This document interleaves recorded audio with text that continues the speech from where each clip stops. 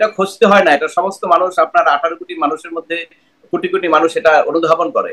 সেটা হলো যে একটা সুষ্ঠু পরিবেশ যদি না থাকে, যে আপনি আপনার দায়িত্ব পালন করার মতো সাহস, এবং আপনি দায়িত্ব পালন করলে আপনি আইনগত কোনো সমস্যায় পড়বেন না, এই ধরনের যখন একটা এনভায়রনমেন্ট থাকে, তখনই সবাই দায়িত্ব পালন করতে সচেষ্ট হয়।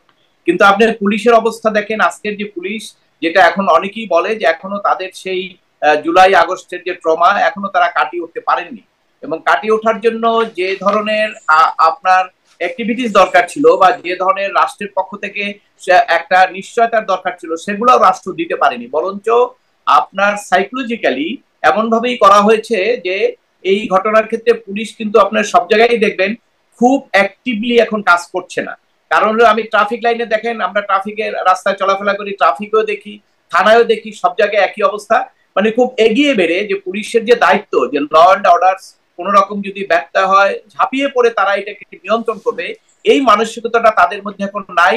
এটার পিছনে সঙ্গত কারণই আছে, কারণ তারা রদবদল হলো, পুলিশেও তো প্রধান থেকে শুরু করে অনেক রদবদল হলো, তারপরেও রদবদল তো, এটা তো পুলিশের 1 লক্ষ পুলিশ থাকলে 1 লক্ষ পুলিশের মধ্যে লোক, ঢাকা থেকে 20,000 সরাই দিলেন, 20,000 আনলেন, কিন্তু এই পুলিশ তো একই, পুলিশ বাহিনী তো একই, তাই না?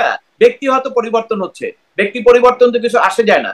কারণ হলে আপনি যারা এই পুলিশ, যারা নাকি আপনার এর আগে ডিউটি করেছে, রাষ্ট্রের নির্দেশে তারা দায়িত্ব পালন করতে গেছে, লোকজন মৃত্যুবরণ করেছে আন্দোলন সময়, সেটা ঠিক আছে, কিন্তু আপনার 5ই আগস্টের পরিবর্তনের পরে, তারপরে যে দীর্ঘদিন থেকে বিভিন্ন থানায়, বিভিন্ন জায়গায় যে পুলিশকে নির্যাতন করা হলো, পিটানো হলো, গুলি করা হলো, থানা দখল করা হলো, এই জিনিসগুলোর তো কোনো বিচার হয় না। এবং এখানে তো আপনার বিচার করা যাবে না, এইভাবে একটা আইনই করেছে ইন্ডেমিনিটি, যদিও এটা সংবিধান অ্যালাউ করে না, এবং কোনোভাবেই এটা আদালতে গেলে টিকবে না, কিন্তু তারপরে একটা ইন্ডেমিনিটি দিয়ে রাখছে কেন? বিশেষ একটা গোষ্ঠীকে প্রোটেকশন করার জন্য।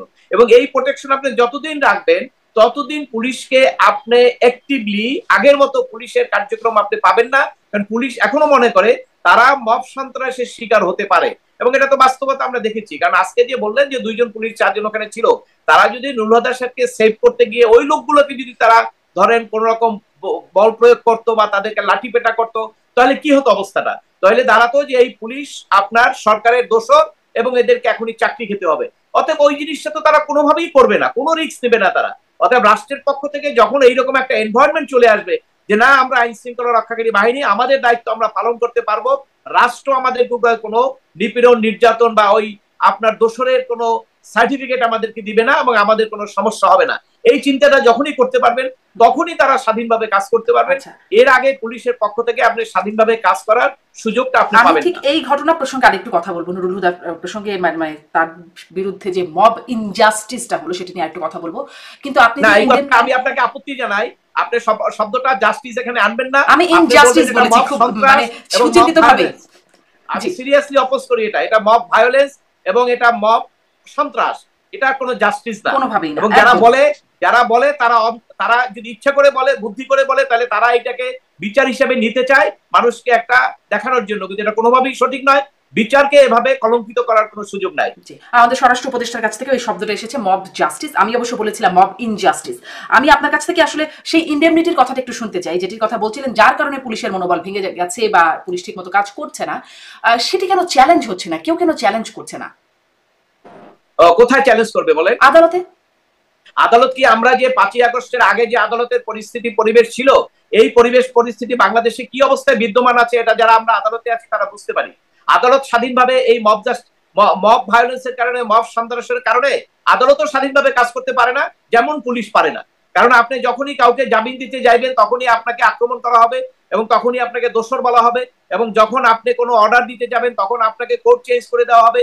জামিন দিলে আপনার কোর্ট চেঞ্জ দেওয়া হবে, অথবা আপনাকে প্রত্যাহার করে নেওয়া হবে, অথবা আপনি ভয়তে থাকবেন যে কোন সময় আবার কোন আইনজীবীরা এসে কোর্টের মধ্যে ডিম মারে, আবার বলে যে দোষর এদেরকে সরিয়ে দাও। কাজে এই অবস্থায় তো আদালত স্বাধীনভাবে বিচার করতে পারবে না, এবং বিচারে আপনার স্বাধীনভাবে বিচারের সুযোগটা অত্যন্ত সীমিত এখন। হ্যাঁ, যে কিছু যে বিচার হচ্ছে না, এটা আগের সরকারের আসলে কিছু বিচার তো হয়, কিন্তু আপনার যে বিচারগুলোর সঙ্গে অত্যন্ত পাবলিক ইন্টারেস্ট জড়িত, যেখানে মানুষ এটা দেখবে যে এটাকে বিচার হলো কি ন্যায় বিচার হলো কিনা, এই সমস্ত অ্যানালাইসিস যে জায়গাগুলোতে করবে, সেই জায়গাগুলোতে সেই সুযোগটা তো নাই। আপনার সবচেয়ে বড় কথা হলো, তো বাংলাদেশে তো আপনি যে প্রথম শব্দটা বললেন মানবাধিকার, বিশ্বব্যাপী যদি কন্টেস্টে বলেন, তো মানবাধিকার নিয়ে আর কথা বলার এখন খুব একটা আকাঙ্ক্ষা আমার আমার মধ্যে নাই। কারণ হলো যেখানে গাজায় এইভাবে ঘটনা ঘটছে, যেখানে ইরানে আক্রমণ হচ্ছে, যেখানে আপনার সিরিয়ায় এইভাবে ঘটনা ঘটছে, সেখানে ইন্টারন্যাশনালি মানবাধিকার নিয়ে কথা বলার কি সুযোগ আছে বলেন? যেখানে জাতিসংঘ একটা অকার্যকর প্রতিষ্ঠানে পরিণত হয়েছে। আজকে ধরেন ইরান আর পরমাণু বোমা বানাতে পারবে না, সবাই একমত বানাতে পারবে না, কিন্তু ইসরায়েলের ব্যাপারে কিন্তু বলছে না বানাতে পারবে না। এই যে আপনার আপনার বৈষম্য, এর মধ্যে তো মানবাধিকার বলার কোনো সুযোগ নেই। মানবাধিকার যখন শুরু হয়েছিল বলা, তখন কিন্তু এই সব ক্ষেত্রে এই কথাগুলো বলা শুরু হয়েছিল। আর বাংলাদেশে যদি আপনি বলেন, বাংলাদেশে তো এর আগের সরকার, তাদের সমর্থক, তাদের যারা সহানুভূতিশীল তাদের প্রতি, তাদের বাংলাদেশে তো কোনো মানবাধিকার নেই। তাদের মানবাধিকার তো আলাদা বিবেচনা করা হয়। এবং অন্য যারা আছে তাদের মানবাধিকারের বিষয়টা যদি আপনি বলেন, তাহলে মোটামুটি সেখানে আমরা ভালোই আছি। তার মানে মানবাধিকারের সংখ্যা এখন এক একজনের জন্য এক এক রকম, এক একজনের জন্য এক এক রকম। এবং রাষ্ট্রের পক্ষ থেকেও সেইভাবেই চিন্তা করা হয়। রাষ্ট্র কি এখন মবের কাছে অসহায় হয়ে পড়েছে? না, একটা পজিটিভ দিক আছে, সেটা হলো ধরেন বগুড়াত এই আপনার রংপুরে যখন জিএম কাদের সাহেবের ওখানে এই এনসিপি এরা সন্ত্রাস করতে গেল, মব সন্ত্রাস, তখন আর্মির পদক্ষেপে কিন্তু একটা ভালো উদ্যোগ হয়েছিল এবং একটা ইউটার্ন করেছিল মব সন্ত্রাসটা। এবং ধানমন্ডি থানায় যখন আপনার মব সন্ত্রাসের জন্য অ্যারেস্ট করা হলো, তারপরে আপনার এনসিপির একজনে এসে ছাড়িয়ে নিয়ে গেল। তারপরে ধরেন মাঝামাঝি যে ঠিক আছে মব সন্ত্রাস তো করা যায় না, করা যাবে না, ছাড়িয়ে নিতে পারে। কিন্তু এরপরের যে ঘটনা, সেই ঘটনাগুলোতে কিন্তু মনে হয়েছিল যে বেশ কিছুদিন কিন্তু সেনাবাহিনীর প্রধান এবং সেনাবাহিনীর পক্ষ থেকে বলা হয়েছিল যে আমরা মব সন্ত্রাস টলারেট করব না। তা আমরা কিন্তু একটু আশ্বস্ত হয়েছিলাম যে ঠিক আছে, এটা হয়তো ভালো হবে। কিন্তু গতকালকে আপনার গত পরশুদিন যে ঘটনাটা ঘটলো, সেই ঘটনার পরে আমরা কি আর ভদ্র জাতি হিসাবে, রাষ্ট্র হিসাবে মাথা তুলে কোনো বিশ্বব্যাপী কোনো কথা বলতে পারবো মানবাধিকার নিয়ে? এটা বলা সম্ভব না। আমরা মাথা নুয়ে যাবে, অবশ্যই নুয়ে যাবে। কারণ যেখানে একজন সরকারি অফিসার, সে সচিব ছিল, election commissioner, chief election commissioner ছিল, ধরেন আজকে chief election commissioner, what will be the reaction? উনি কি আর স্বাধীনভাবে কাজ করতে পারবেন? উনি তো আর স্বাধীনভাবে কাজ করতে পারবেন না। কারণ উনি যে ইনস্ট্যান্সটা দেখলেন, উনি জানেন যে আগামী জানুয়ারিতে ফেব্রুয়ারিতে যখন ইলেকশন হবে, একটা দল হারবে, একটা দল জিতবে। সেই দল দুটোর মধ্যে এখন বিএনপি আর এনসিপি জামাত, এরাই তো, এর মধ্যে একজনে জিতবে, একজনে হারবে। এই ইলেকশন কমিশনার যারা হারবে, তারা যে তার গালে জুতা মারবে না, এই নিশ্চয়তা আপনাকে কে দিবে? রাষ্ট্র তো এই নিশ্চয়তা দিতে পারে না। তবে হ্যাঁ, অবশ্যই আজকের যে খবর, সেটা হলো যে সেনাবাহিনী ধন্যবাদের কাজ করেছে, তারা তাকে গ্রেপ্তার করেছে এবং সরকারও পরবর্তীকালে বলেছেন একজনকে গ্রেপ্তার করেছে সেখানে তাকে। কিন্তু এখন দেখেন, এই যে গ্রেপ্তার করাটা, আপনি দেখেন সিদ্দিককে যখন কাকরাইলে এইভাবে নির্যাতন করা হলো, এটা তো দিনে দুপুরে দেখা যায় সব। আপনি তো দেখছেন একজন অভিনেতা, সে দল করতে পারে, যাই করুক, সেই কারণে আপনি তাকে এইভাবে পিটাবেন? এটা কি মানবাধিকারের দেশ হলো? এটাকে কি মানবাধিকার বলবো? আমি কিভাবে আমি মানবাধিকার বলবো? এটাকে মানবাধিকার বলার কোনো সুযোগ নাই। এখন যদি বলতে পারেন যে এরকম ঘটনা কি দুই একটা ঘটে, এটা তো আপনার বিচ্ছিন্ন ঘটনা, হ্যাঁ, এটা সরকার সবসময় বিচ্ছিন্ন বলবে। কিন্তু 18 কোটি লোক, প্রত্যেকটা লোকের জন্য এক ঘটনা। আপনাকে যদি আজকে এইভাবে করা হয়, আমাকে যদি আজকে এইভাবে করা হয়, এটা তো এইভাবে বিচ্ছিন্ন ঘটনাই বলবে। অর্থাৎ এই যে একটা আবহাওয়ার সৃষ্টি হয়েছে এবং সরকারের দুর্বলতার কারণে, এই যে আজকে একজনকে কেন ধরবে? ওখানে তো আমরা 10 জন দেখেছি। এবং এখানে পুলিশকে কেন তারা ব্যবস্থা নিল না? সবগুলো নিয়ে যদি খুব স্ট্রং একটা, আমি পুলিশকে কেন ব্যবস্থা নিল না এই প্রশ্নটা আমিও একটু করতে চাই আপনার কাছে, যে পুলিশকে ব্যবস্থা নেওয়ার প্রসঙ্গটা আমি আরেকটু করতে চাই। তার কিন্তু আপনার কথা থেকে এই বিষয়টা একটু আরেকবার বলতে চাই যে তার মানে বর্তমান নির্বাচন কমিশন বা প্রধান নির্বাচন কমিশনে যারা আছেন, তারা আসলে জুতার বাড়ি খাওয়া, জুতার মালা পরা বা ডিম খাওয়ার ভয় নিয়েই তাদেরকে সামনে আগাতে হবে। ইতিমধ্যে আমরা দেখেছি এনসিপি কিন্তু নির্বাচন কমিশন বাতিল চেয়েছে, পদত্যাগ চেয়েছে। মানে এটি তাদের মাথায় রেখেই কাজ করতে হচ্ছে।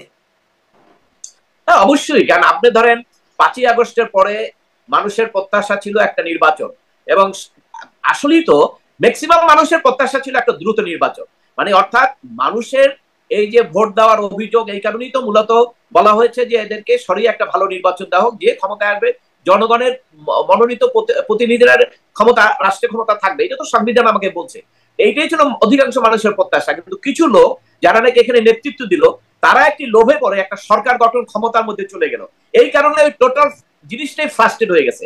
আজকে দেখেন 10 মাস পর্যন্ত যারা এই আন্দোলন করলেন, তাদের মধ্যে এখন পর্যন্ত বিভিন্ন ইস্যুতে তাদের ঐক্য হচ্ছে না। শুধু ঐক্য না, এক পক্ষ আর এক পক্ষ কিন্তু ঝাঁপিয়ে পড়তেছে, মারামারি করতেছে, সব জায়গায় হচ্ছে। তাহলে কি দাঁড়ালো? তাহলে তো আমাদের অগ্রগতিটা আমরা দেখলাম যে থমকে যাচ্ছে। কেন যাচ্ছে? সেই একটাই কারণ, সেটা হলো আপনি যদি জনগণের প্রত্যাশার বাইরে কিছু করতে চান, তাহলে সেটি আপনি সাকসেস হতে পারবেন না। আপনি যদি ক্ষমতা আঁকড়ে রাখতে চান, আপনি যদি মেকানিজম করতে যান, তাহলে সেগুলো তো জনগণ বুঝে ফেলে। সবচেয়ে কথা হলো যে আমাদের দেশে জনগণ মিডিয়ার কারণে, সোশ্যাল মিডিয়ার সবকিছুর কারণে যতই অনেক কিছু চাপা রাখেন, কোনো কিছুই চাপা থাকে না, সবকিছু মানুষের সামনে চলে আসে। এবং সবচেয়ে মানুষের যে প্রত্যাশাটা, সেটা এই ধরেন আমাদের প্রধান উপদেষ্টার সঙ্গে রাজনৈতিক দলের নেতা তারেক জিয়ার বৈঠকের পরে কিন্তু একটা পরিস্থিতি আসছিল যে একটা নির্বাচন হচ্ছে। এর আগে কিন্তু একটা খুবই ছিল যে নির্বাচনই হবে কিনা, কারণ একদল তো তাদেরকে দাঁড়িয়ে যেত নামাজ পড়ার পরে ইউনূস সাহেবকে বলতেছে আপনি থাকেন 5 বছর থাকেন, এনসিপির লোকরা বলতেছে, ফেসবুকে লিখতেছে, কাজে এখানে তো পক্ষ বিপক্ষ আছে যে 5 বছর থাকার তো ম্যান্ডেট একজন উপদেষ্টা তো বলেই দিল ওনারা কি ম্যান্ডেট পেয়েছে। আমি জিজ্ঞেস করতে চাই ম্যান্ডেট কাকে বলে আপনি বুঝেন? ম্যান্ডেট নেওয়ার জন্য একটা অফিসিয়াল সিস্টেম আছে, সেই অফিসিয়াল সিস্টেম ছাড়া আপনি কয়েকদিনে হাউকাউ করলেন আর কয়েকজন গিয়ে বসে গেলেন আর বললেন যে এটা mandate. This is not mandate. Mandate শব্দের অর্থ বুঝতে হবে। ম্যান্ডেট হতে হলে একটা প্রক্রিয়ার মাধ্যমে যেতে হয়। আজকে আপনি ভোট দেন, ভোট দিয়ে বলেন যে কে কাকে দিচ্ছে, সেটা হলো ম্যান্ডেট। এই ধরনের কথাবার্তার মাধ্যমে একটা আপনার জনগণের মনে একটা আশঙ্কা ছিল যে আসলে দেশ কোথায় যাবে। আর নির্বাচন না হলে তো অবশ্যই দেশে একটা গৃহযুদ্ধের ভাব হয়ে যেত। সেই জায়গাটায় যেহেতু একটা পরিবেশ শান্ত হয়েছে, নির্বাচন নিয়ে আমরা কথা বলছি। কিন্তু এখন নির্বাচন যে আপনি করবেন, এই নির্বাচন করার মধ্যে যারা আছে সব রাজনৈতিক দলগুলো, সেই রাজনৈতিক দলগুলোকে সঠিকভাবে তারা নিরাপত্তার মধ্যে থেকে নির্বাচন করতে পারবেন, এই নিশ্চয়তা সরকারের তো সেরকম কাঠামো এখনো তৈরি করছেন না। এই মব সন্ত্রাসের মাধ্যমে তো একটা দেখা হচ্ছে, মেসেজ দেওয়া হচ্ছে যে নির্বাচনে দাঁড়াইলে আপনার যদি পছন্দ না হয় তাহলে আপনি দাঁড়াইলে নমিনেশন পেপার যখন জমা দিতে যাইবেন তার আগেই আপনাকে রাস্তাঘাটে দেখা যাবে আপনাকে 20-50 জন ফেসবুকে একটা পোস্ট দিয়া আপনার লোকজনকে নিয়ে আসলেন, আইসা বিরিয়ানি ট্রেনে খাইলেন, তাদেরকে বললেন পিটাইকে, বাস আপনি পিটাই দিলেন, তো ওই লোক আর কি নির্বাচন করবে? এগুলো তো আপনাকে মাথায় রাখতে হবে। এই যে মব সন্ত্রাস দেশে শুনেছিলাম একটা কথা যে নির্বাচন কেন হচ্ছে না, কারণ আইন শৃঙ্খলা পরিস্থিতি এখনো নিয়ন্ত্রণে আনা যায় নাই। অতীতে এই কথা শুনেছি, মানে সামনেও কি এই আইন শৃঙ্খলা পরিস্থিতি একটা অজুহাত হিসেবে ব্যবহার হতে পারে কিনা, মানে যেভাবে মব বা আইন শৃঙ্খলা রীতি মানে নিঃসন্দেহে আইন শৃঙ্খলা পরিস্থিতির ব্যত্যয়, সেটি একটা অজুহাত হিসেবে সামনে আনা যেতে পারে কিনা? হ্যাঁ, যদি আপনি অজুহাত দেন আপনি তাহলে ওই গত সরকারের সময় ওই একই কাতারে আপনাকে যেতে হবে, কারণ ওই 16 বছরে কিন্তু দেশের আইন শৃঙ্খলা পরিস্থিতি সমস্ত বিরোধী দল সবাই কিন্তু বলে আসছে যে আইন শৃঙ্খলা পরিস্থিতি ঠিক নাই, ন্যায় বিচার হচ্ছে না, আইনের শাসন নাই, এই কথাগুলো তো আমরা বলে আসছি। তাহলে আপনি যদি এখন ওই কথাগুলো বলেন তাহলে আপনি তো ওই কাতারে ওই আগের সরকারের যে বৈশিষ্ট্যগুলো আপনারা দিচ্ছেন ওই বৈশিষ্ট্যগুলো আপনাদের উপরই পড়বে, আপনাদেরকে এই বৈশিষ্ট্যগুলো নিতে হবে। আপনি যদি মনে করেন ওই বৈশিষ্ট্য নিয়ে আপনারা যতদিন পারবেন থাকেন, কিন্তু বাংলাদেশে তো একটা ইতিহাস দেখলেন, ইচ্ছা করে জোর করে থাকা যায় না, এবং সেটি আপনি আজকে হোক কালকে হোক 20 বছর পরে হোক আপনাদেরকে যেতে হবে। তখন গেলে আপনাদের কি কনসিকুয়েন্স হবে সেগুলো আপনি একটু চিন্তা করেন। আর সবচেয়ে কথা হলো আপনারা যাকে ডেকে এনে বসালেন আমাদের প্রধান উপদেষ্টা তো আন্তর্জাতিকভাবে ওনার একটা বিরাট একটা ওয়েট আছে এবং একটা গ্রহণযোগ্যতা আছে এবং সর্বোচ্চ প্রভাবশালীদের মধ্যে একজন। উনি আজকে রাষ্ট্র পরিচালনার ক্ষেত্রে যে সমস্ত ব্যর্থতা, ওই সব কিন্তু আপনি এনসিপি যাই করেন, বিএনপি যাই করেন, দেশে যে যা করুক, যত অন্যায় আছে, যত অবিচার আছে, যত মব সন্ত্রাস আছে, সব কিন্তু হেডেড ওই ডক্টর ইউনূস সাহেবের উপরে পড়তেছে ইন্টারন্যাশনালি। এখানে আমি দেখতেছি যে হয়তো ইশাককে আপনি দিল না আপনার অগ্নিকে, এখানে দেখলেন কে দিচ্ছে না, আপনার হয়তো ওই উপদেষ্টা দিচ্ছে না, এটা ইন্টারন্যাশনাল। লোকালি কিন্তু ইন্টারন্যাশনালি কিন্তু দেখবে যে একটা আদালতের রায় মানছেন না, সেটা ডক্টর ইউনূস সাহেব প্রধান উপদেষ্টা ওনার দেশে, এটি কিন্তু ওনার দেশে দেখবে। আর বিশ্বব্যাপী যে প্রধান নির্বাচন কমিশনারকে যে গালে জুতা মারলো, এটা কিন্তু ওই লোকটাকে আর বিশ্বব্যাপী চিনবে না। বিদেশে নিউজ হয়েছে Bangladesh, who is leading Bangladesh, doctor Yunus. তা আন্তর্জাতিকভাবে ওনার যে মর্যাদা, ওনার যে ওয়েট, সেই ওয়েট গুলো তো যারা তাকে এনেছে তারাই তাকে ধ্বংস করছে। এটা ডক্টর ইউনূস সাহেব কেন বুঝতেছেন আমি বুঝলাম না। ওনার যে অবস্থান সেটা তো দিন দিনে এত খারাপের দিকে যাচ্ছে, ভবিষ্যতে আন্তর্জাতিকভাবে উনি একসময় ফিল করবেন যে হোয়াট ইজ হিজ কন্ডিশন। বাংলাদেশের রাষ্ট্র পরিচালনা করতে এসে তার এই যে বিভিন্ন ধরনের ব্যর্থতা, বিভিন্ন কারণে উনি ওনার নিজের যে অবস্থান আন্তর্জাতিক, বাংলাদেশে ওনার কোনো অবস্থান ছিল না কিন্তু আন্তর্জাতিক ভাবে ছিল, সেই অবস্থান উনি মারাত্মক ভাবে উনি ক্ষতিগ্রস্ত হচ্ছেন। জি, একটু আবার ওই ঘটনার দিকে ফিরে যাই যে স্বরাষ্ট্র উপদেষ্টা বলেছেন যে আইন শৃঙ্খলা বাহিনীর সামনে হেনস্থা করা হচ্ছে, এটার সাথে কেউ জড়িত থাকলে তদন্ত করে ব্যবস্থা নেব। এই যদি কেউ জড়িত থাকে তদন্ত করে ব্যবস্থা নেবে, এই তদন্ত করে ব্যবস্থা নেওয়ার কথাটার মর্মার্থ একটু আপনার কাছ থেকে বুঝতে চাই।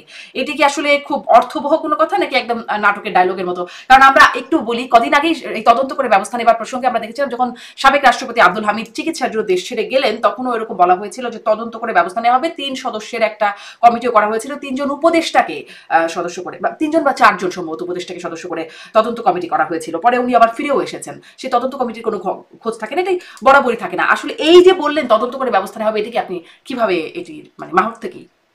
দেখুন, ওনারা ভদ্রলোক, ওনারা বেচারা, ওনাদের তো কোনো ক্ষমতা নাই। কারণ আপনি যখন জনগণের ভোটে নির্বাচিত হবেন, জনগণ হলো আপনার ম্যান্ডেট, আপনি জনগণের ভোটে হলে আপনি কথা বলতে পারেন, আপনি স্বাধীনভাবে কাজ করতে পারেন। ওনারা হলো নমিনেটেড, সিলেক্টেড, ওই যে বলা হয়েছে না টিক মার্ক দিয়ে করা হয়েছে। তো এই ক্ষেত্রে তো যার হাতে টিক মার্ক ওনার ইচ্ছের উপরে, এখন ওনারা তো স্বাধীনভাবে কাজ করতে পারেন না।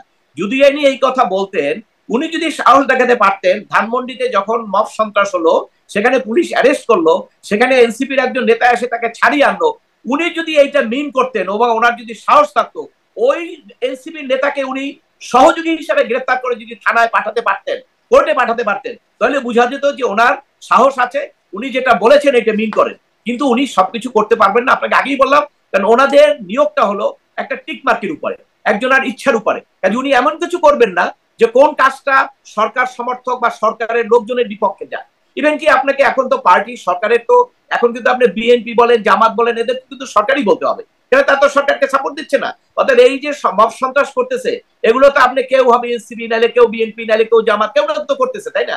এটা কিন্তু আগের সরকারের কেউ করতেছে না, তাদের সমর্থক সহযোগীরাও করতেছে না, এই সরকারের সমর্থক সহযোগীরাই করতেছে। সেক্ষেত্রে স্বরাষ্ট্র উপদেষ্টা তার কয়টা মাথা, যে এই কোনটা করতে যে কোনটা, ওই পুলিশ যে চিন্তা করছে যে আমি কোনটা করতে যে আমার চাকরি হারাই, ওই স্বরাষ্ট্র উপদেষ্টা তো একই চিন্তা করবে। তাহলে মাথাটা আসলে আছে কার? স্বরাষ্ট্র উপদেষ্টার নাই, পুলিশের নাই, আদালতেরও নাই আপনি বলছিলেন। আমি আসলে আদালতের বিষয়ে একটু প্রশ্ন করতে চাই, আর মাথাটা কার আছে সেটাও একটু জানতে চাই। যে আদালতে নেওয়া হলো, আদালত তো কোনো প্রশ্ন তুললো না যে তার গ্রেফতার প্রক্রিয়াটা কেমন ছিল।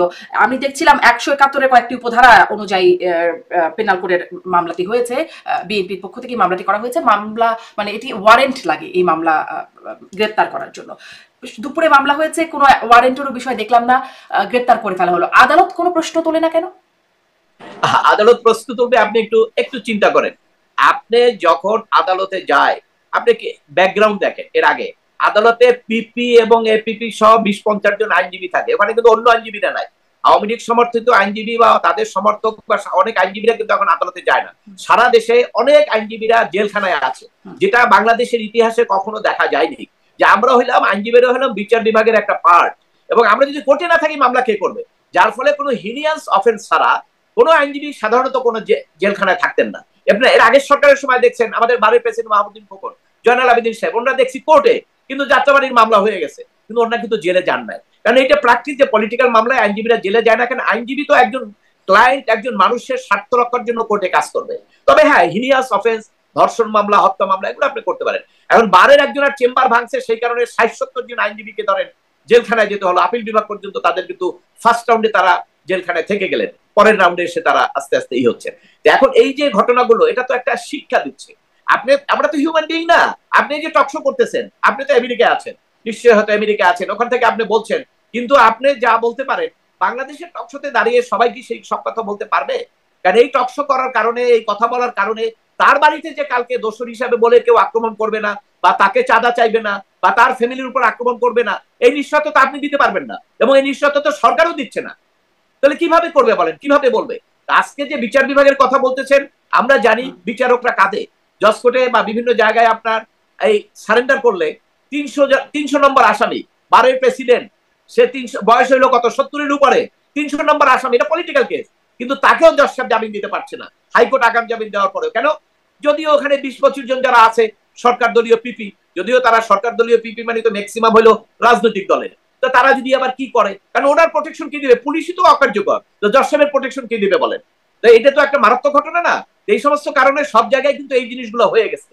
আপনি ধরেন লোয়ার কোর্টের বিচারকরা এখনো কিন্তু আইন মন্ত্রণালয়ের মাধ্যমে পদোন্নতি, আপনার ট্রান্সফার সবকিছু হয়, তো ওই আগের মতো পরিস্থিতি এখনো আছে। তবে হ্যাঁ, যদি সচিবালয়টা সুপ্রিম কোর্টে প্রধান বিচারপতির নিকট চলে আসে, তাহলে এই পরিস্থিতিটা অন্তত সরকারের উপরে যে খরচ সরকারের মাধ্যমে দেওয়া হয় বা মেকানিজম, এইটি আমাদের কমবে, তখন কিন্তু অনেকটা স্বাধীন হবে বিচার বিভাগ। তবে হ্যাঁ, আইনজীবীরা যদি তাদের আচরণ পরিবর্তন না করে, আইনজীবীরা যদি কোর্টে তাদের মাস্তানি বন্ধ না করে, তাহলে আর সেটা ওই জজ সাহেবটা পারবে না। আইনজীবীরা মাস্তানি করলে তখনও জজ সাহেব ব্যবস্থা নিতে পারেন না, মানে তখনও আদালত বলতে তাদের বিরুদ্ধে ব্যবস্থা নেওয়া যায় না সাথে সাথে? হ্যাঁ, সেই ব্যবস্থা নেওয়া যায়, এটা আমরা আগে দেখেছি।